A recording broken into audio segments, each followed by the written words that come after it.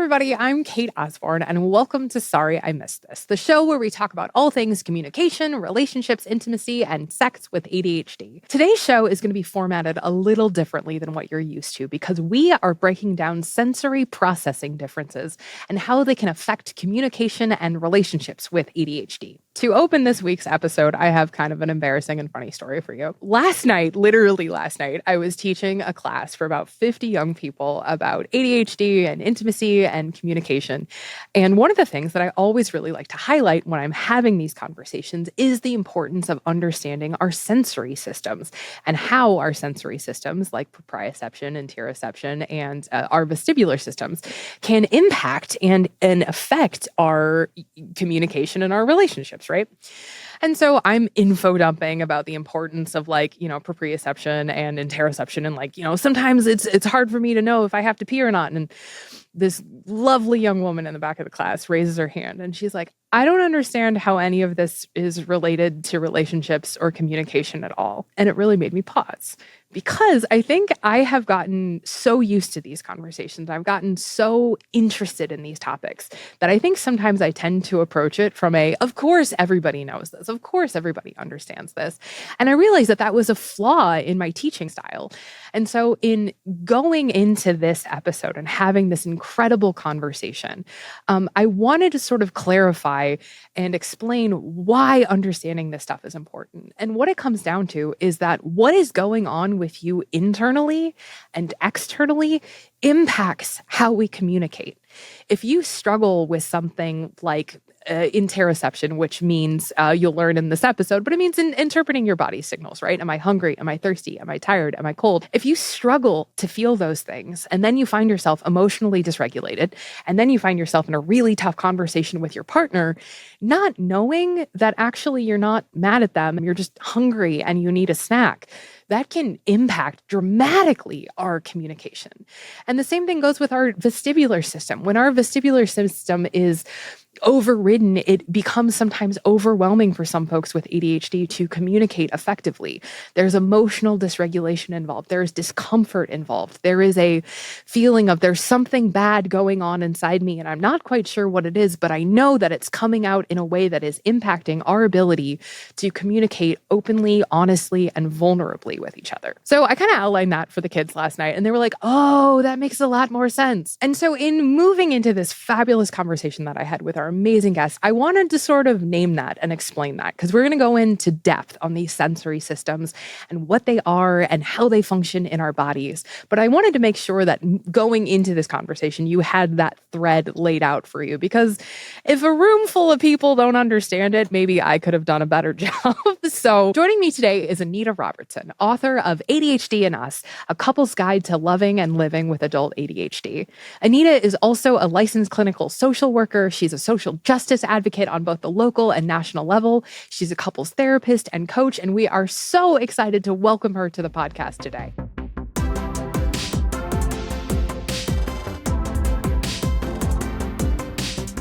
Anita, thank you for joining us today. Thank you for having me. I'm so excited to be here. I'm so excited. And I really feel like this conversation about sensory processing and how ADHD can create sensory processing differences, I think it's really important in how we contextualize ADHD and how ADHD shows up in our own lives.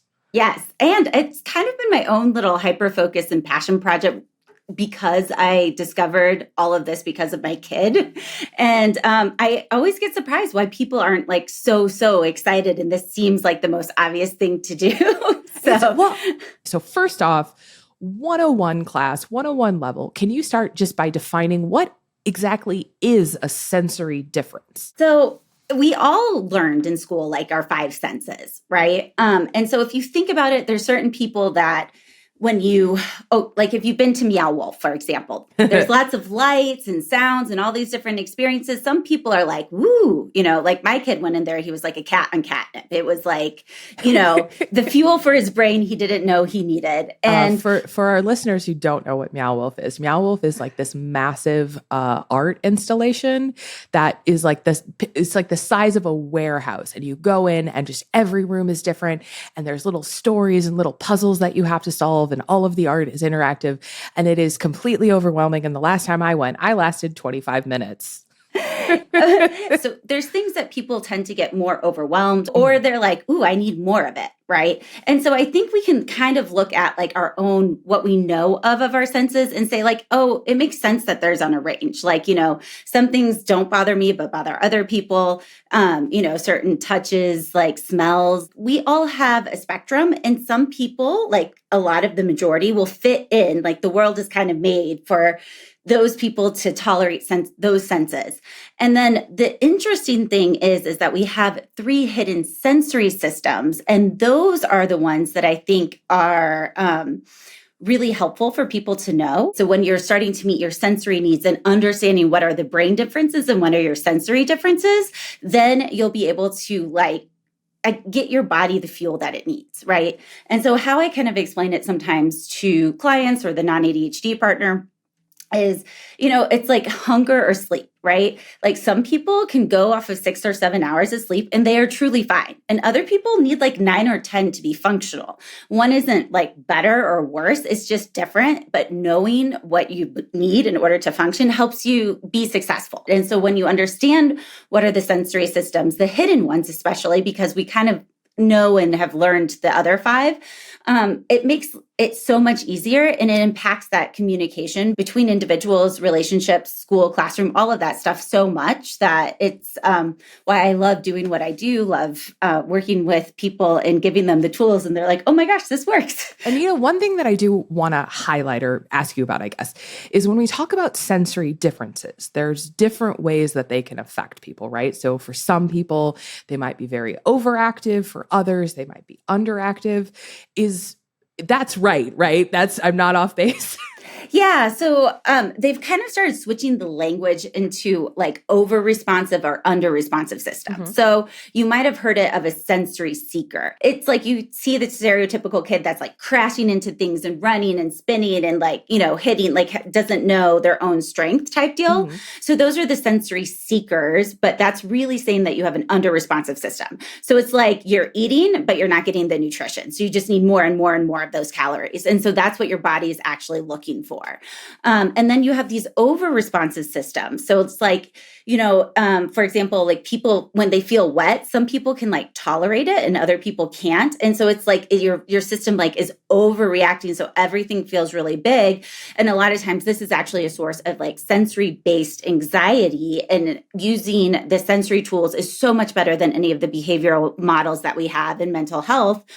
And which is why it's like kind of using, like combining these fields, and this is why I work with occupational therapists. I searched for like 2 years to find one who would be excited as me, which she is, who works with adults and is like all about ADHD. So like we've done trainings together. We share clients together. We have a very like comprehensive collaborative approach because there's certain things that like, yes, you can learn like what you might need more of or how to balance it out. But there are things that actually will help change your system so you can get the information or kind of reduce the information of just like that overwhelm. So Anita, you've mentioned them a couple of times, and now is the moment. What are the 3 hidden systems that we need to know about? Okay. Yay. All right. So one, we have the vestibular sensory processing system that is in your inner ear. So think of like people who get motion sickness. That's a sign of over responsive. So like spinning, yoga, inversions, any of those things are kind of balancing, moving around is hitting that inner ear, which kind of tells you like how fast you're going, kind of like where you are in motion. The proprioceptive sensory system is in your joints. So like when you're engaging your muscles in your joints, you're getting proprioceptive input. That helps us tell us where our body is in space. So like it's very common, right, for ADHDers to be known to be kind of clumsy or bump into things or all the other things. That's your proprioceptive system, right? And so like for me, I don't understand how my toes still function because like in the house, I hit everything. A lot of times, if your system is off, we're using other different sensory systems to cope. So a lot of times vision, like if you've ever been drinking coffee and you look away and then all of a sudden it spills. That's the other thing. It's just like how many, I just don't even try to buy white shirts anymore. And then the last one is your interoception sensory system. And so that is really giving you your body's cues, right? So your internal cues of like when you have to go to the bathroom, what are you feeling? Are you hungry? And so like a lot of ADHDers who have an under responsive system really struggle. Like they're like, no, I'm fine. And all of a sudden it's like, when it's like 12 out of 10, they're like, oh, I'm hungry. Oh, I have to go to the bathroom. Or that's part of that intensity and emotions because they're not getting the little signals until it's like red alert, right? And then on the flip side, if you have the over responsive system, everything is there. I know when I first learned about interoception and how it relates to ADHD, I was so shocked. Because for years I had wondered, like, why do I never know when I'm hungry? Why do I never know when I'm thirsty? Why do I always forget to pee? And then just, one day I'm just doing my little ADHD research and I was like, oh my God, everything makes so much sense. And so for me, it became so much easier to support my needs and like look out for things. Cause I was like, okay, if I know I'm not going to feel hungry until I am that 12 out of 10, then I need to make sure that when I'm like, maybe a 7 or an 8, that's the point where I need to eat because otherwise I'm going to have a meltdown. I'm going to get really stressed out. I'm going to get really emotionally dysregulated. And I will cry in my car in traffic at the slightest inconvenience. And then I go, why am I doing this? And I was like, oh, because I'm hungry. And then I would feel foolish. Anita, what I want to do next is I want to sort of break down each one of these systems and have a conversation about how it impacts ADHD and what we might want to be aware of. So interoception, our inner senses. How does it impact ADHD? Because most of us have an overactive or underactive. So you're not getting your signals, right? So this is also like when we're talking about executive function challenges and these other things, part of it is your sensory system, right? So if you're not getting the information, how are you going to know when you're hungry? And that also kind of creates this sense of urgency of like, the other person or partner might be kind of saying, okay, we have to go at this time. Have you gone to the bathroom? Do you need to go to the bathroom here? And they're like, nope. And then you get in the car and they're like, oh my goodness, I have to pee. And they're like, ah. And it creates this sense of helplessness because nobody's understanding why this is happening. And it can be frustrating. And this is really big with the emotions, right? Like most adults today, we did not get any like emotional intelligence, social emotional learning, like Inside Out is probably the best thing that we've gotten. But like, how do you know how you feel if you're not actually getting the signals? And this curriculum that I talk about, like kind of turns on all of your body signals and teaches you how to recognize them.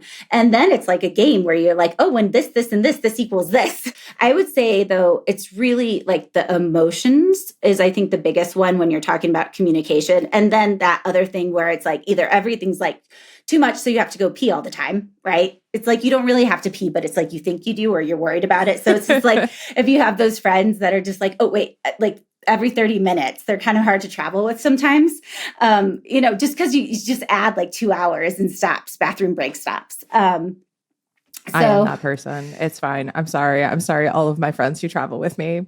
I'm that person. But that's the thing though. But like, if you can like get this intervention, you might actually realize you don't have to pee all the time. Okay. Well, and something that I think is really interesting is as I'm hearing you talk, Anita, about interoception, I'm also recognizing a lot of the ways that alexithymia shows up in my own life. For our dear listeners who don't know, alexithymia is a word that's used to describe problems with feeling emotions. I don't know what I'm feeling. Am I sad? Am I angry? Am I depressed? And that's something that I've struggled with for a really long time.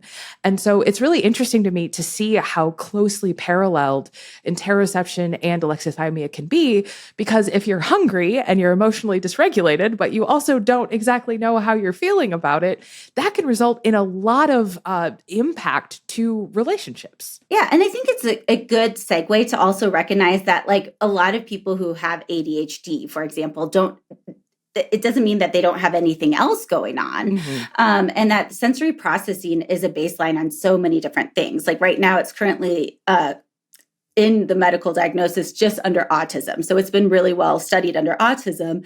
And that way there's a whole bunch of other things that do probably have some sensory underlying, but they're all connected, or all of our fields are all separate and we don't integrate. So I think it's it's really cool to kind of be curious about and also recognize that there can be multiple things going on, not just ADHD. Yeah. Whenever I talk about ADHD and comorbidities, I always feel like that meme of Charlie from It's Always Sunny, where it's just like, it's all connected. And it's just the more that I do this, the more that I learn, the more I feel like it really is. It's all connected. It is. And there's so much more to ADHD than just the sensory system, too. So next sensory system, you pick. I'll do vestibular. So okay. I was trying to avoid having to say proprioception. Anyway, we're focusing. We're moving on. Let's talk about the vestibular system, which is going to be like our inner ear motion sickness. Do we get car sick? That kind of thing. So the really interesting thing of the research that I found, which I'll just preface this, that it's all done on kids, currently. But I do think we can like really pull from this is that vestibular, like when you have an under-responsive system and you're getting more vestibular input, the hyperactivity goes down and intention increases. So like part of and I've seen this like, across the board with adults. They were athletes in primary school, in college, maybe they were competitive. It provided a lot of structure. It provided a lot of input. But a lot of times, like their ADHD didn't seem that bad or seemed very manageable. And then when they stopped doing it, all of a sudden they're dealing with a lot of these things. And I think that's because of the correlation, right, of that under responsive vestibular system. So you need more of it, or you need some intervention so that way you can get the signal. Like the occupational therapist uses as like Wi-Fi, like she's like, basically like when you have an under-responsive system, you need like a booster to make your systems like receive the information you're getting versus it being like blocked. That is, I think, key, because a lot of the times, with communication, it's like you're not even paying attention, you're moving around or you can't focus, or sometimes it's just like, when people come in from other couples therapies and they're just like, you just have to sit still and like really show the person, like just focus on what the person's saying. And it's this very still manner. And it's this very thing. And I'm like, you do not do that.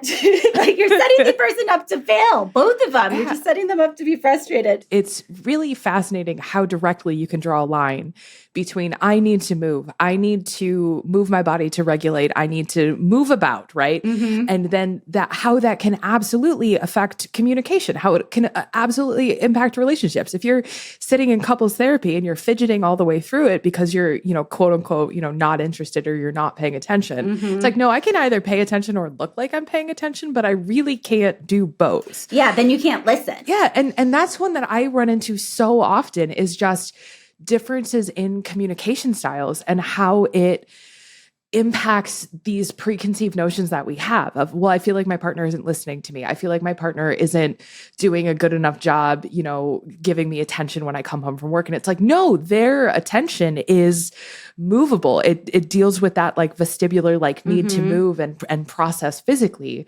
But knowing that and having the tools to sort of talk that through and explain it, of course, is going to make communication easier, because now you're not going into it with a judgment of, well, this person isn't paying attention to me, or they're bored, or they're, mm-hmm. Secretly watching the TV over my shoulder, or whatever it may be, Yeah. And then you use the different tools, like I have a balance board in my office. So like even just standing on a balance board is awesome. Or even putting it under your feet, a yoga ball. You want to find something that isn't dysregulating to the other partner, but there's tons. And so it's like, they're technically tools, but for an ADHD brain, it feels like toys. There's a whole bunch of fun toys in my office that like, it's a game changer. Or sometimes I only see people outdoors, because like the conversations we have outdoors is phenomenal, because outside is a great place to get a lot of your sensory needs met. And we can throw a ball back and forth that helps focus and hear and repeat. We can do a whole bunch of different like sensory interventions that like feel fun and connecting. And it's like night and day. Like there are people I'm like, I'm sorry, we can't meet inside. Even with like my tools, like that's incredible. That's so cool. Work. But even just like doing a little dance, because that is great to like before you set. One of my other awesome like ADHD coworkers, she told me about the 30-second dance party, which is just like a button and it's like just kind of like 30 seconds of rave music. But like I'll have couples that will one either put it on there, like if they like throw their clothes in the laundry hamper, they get like the 30-second this, or if they're kind of getting dysregulated or they're kind of like all of a sudden in different teams versus the same team, like they compress it and then they just kind of dance, and it's a really nice reset. So you're getting also these different things that can help you. And I've had other two like ADHD couples that are like, go, go, go. They just can't stop. And so they'll do a yoga class and then they'll do like the ADHD communication check-in that I teach my clients. And then they'll do the other stuff. And that sets them up for success. And so it's like, you know the tools that you need in order to be successful. And then you also know how to almost like feed your body, because you want to have hard conversations when you have the bandwidth, when you are resourced. You don't have the conversations when you're hungry, when you're tired, when your sensory needs aren't met. Most people have heard the acronym HALT, like, are you hungry? Are you angry? Are you lonely? Are you tired? To see kind of a check-in with your big feelings. And I add the S because it's like, have you gotten your sensory needs met? Because without that, of course, we have like really big feelings, or of course, it's really hard to like focus or understand or connect because our body's needing something that's a higher priority. And it's just one of those foundations. Last one. You know it's coming. I'm not going to say it. Proprioception. Hey. Yes. My favorite one. So like I mentioned before, proprioception helps almost everybody regulate. And we did this training for therapists of kind of how to combine all of these things. And even the non-ADHD therapists, like after having a full sensory experience day, they like walked out feeling amazing.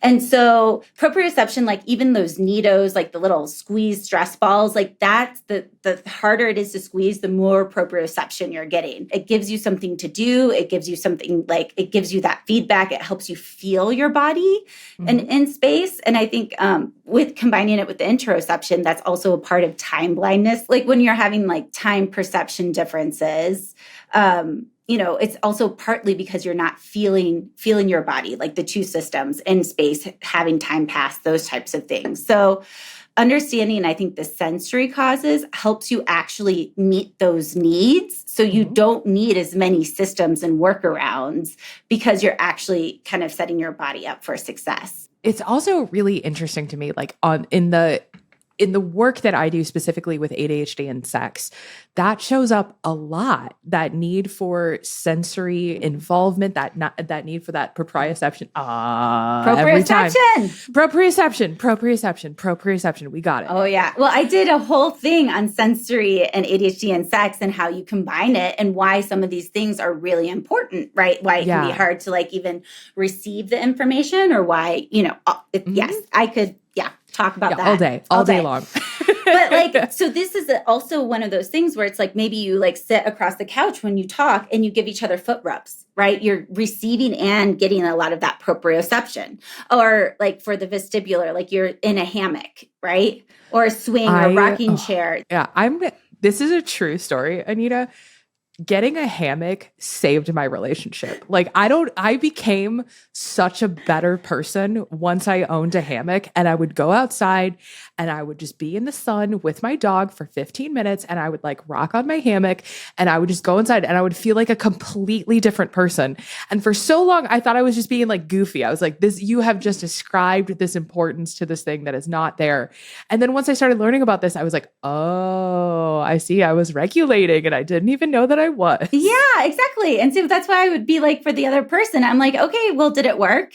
Is there a difference? Yeah. All right. So this is what you do. This is how you talk to each other, Yeah. And again, the direct line between how does it impact our ADHD experience and then how does it impact communication and relationships? It's just right there. It's that if you don't have the regulation that you need in this space, of course, your conversations are going to be less effective than they could. Of course, the fights are going to feel more miserable. Like, of course. It's so interesting to me. And that's the thing. it's like your sensory systems hijack your brain, And Yeah. so and they're driving the car and it doesn't go in the direction of whatever you wanted to communicate or how you wanted to show up for your partner.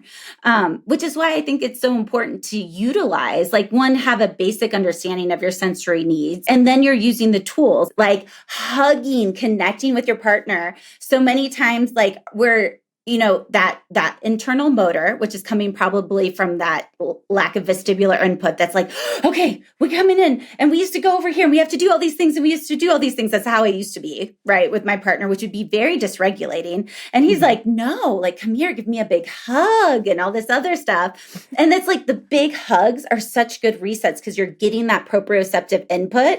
You're getting sometimes that breath, of just and then you're saying hello, which is one of the biggest things in the Gottman research of saying hello and goodbye is resets your nervous system so you're connected to the person. And being, at least in the US, is it's really easy just to be go, go, go because we're not a relationship focused culture. Where my spouse is from Mexico and I've lived in Latin America for several years of my adult life. And they're you learn as a child. I see this with my kid. He is getting reinforced. You say hello. And if you have a kid and you don't say hello, you ignore your kid, you see them melt down. They're like, what's wrong? And we all have that internal meltdown. So I think also these tools and systems of making sure when you come home, or even if you're working from home and you're both there, you give each other a hug, you give each other some physical content. It connects you two. And it also gives you that system that helps kind of reset and being oh, I have a body, there's my body. Ooh, okay, this feels good. And a lot of times we need a 3 or 4 or 5, 6 second hug in order to kind of slow down and be oh, and so I just wanted to mention that, proprioception with big hugs are there's a reason for it. There's a reason for those awesome hugs that can be so resetting. Listen, this is my podcast. I will fully admit to the general public as a whole that one of the things that works the best for me is I will just look at my partner and go, can you squish me? And I'll just lay on the floor and then he lays on me and it's not, and we'll just watch TV and I'm like, oh, I'm squished enough. And then he gets off and I'm like, oh, I feel so much better now. It's just, I love a good squish. I don't know what it is. It's your proprioception. Yeah, there you go. There you go. You need it to feel your body, right? Yeah. And the proprioception, the heavy lifting, that turns on your interoception too. So they're all interconnected.